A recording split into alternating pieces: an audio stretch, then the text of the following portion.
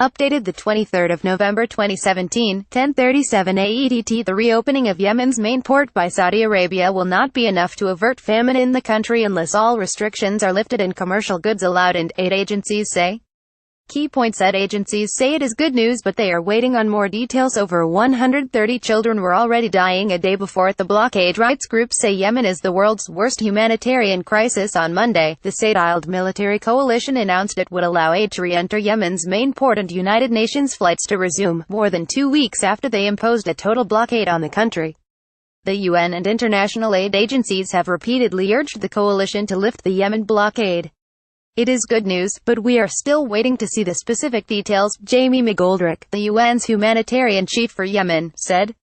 The International Rescue Committee (IRC) described the move as a half measure at best, warning that aid alone cannot feed the country. We cannot celebrate this partial easing of access restrictions, Paulo Cernachi, Yemen's IRC director, said. Access by commercial shipments of food and fuel must be resumed immediately, otherwise this action will do little to turn Yemen back from the brink of famine and crisis.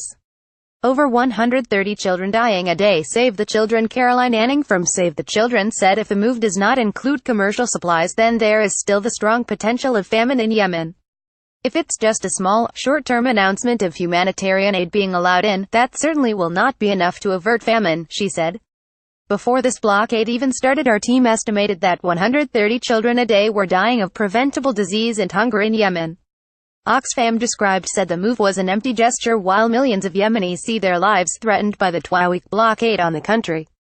Reopening the ports to aid but not to commercial imports is pitiful bartering with people's lives, Shane Stevenson, Oxfam's director in Yemen, said. We're facing the worst famine seen in decades, and that won't change unless commercial shipments of food and fuel are allowed in. This brinksmanship has to stop. All sea and airports must be reopened immediately to both humanitarian and commercial access to save millions of innocent Yemeni people. Yemen, the world's worst humanitarian crisis. About 7 million people in Yemen, out of a population of 27 million, depend entirely on food aid and 4 million rely on aid groups for clean water. The Saudiled coalition tightened a blockade of the Arab world's poorest country earlier this month, after a missile assault by Shiite rebels that targeted the Saudi capital, Riyadh. The missile was struck down, but it was the farthest a projectile by the rebels, also known as Houthis, had penetrated into the kingdom. In response, ships were ordered to leave the Red Sea ports of Hodeida and Salef, the only lifeline to northern Yemen where most of the population lives. The two ports are under the control of the Houthis.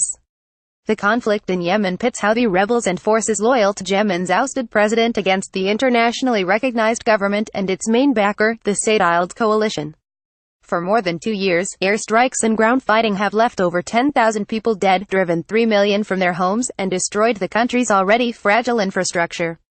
International aid groups describe Yemen as the world's worst humanitarian crisis as millions are at risk of famine.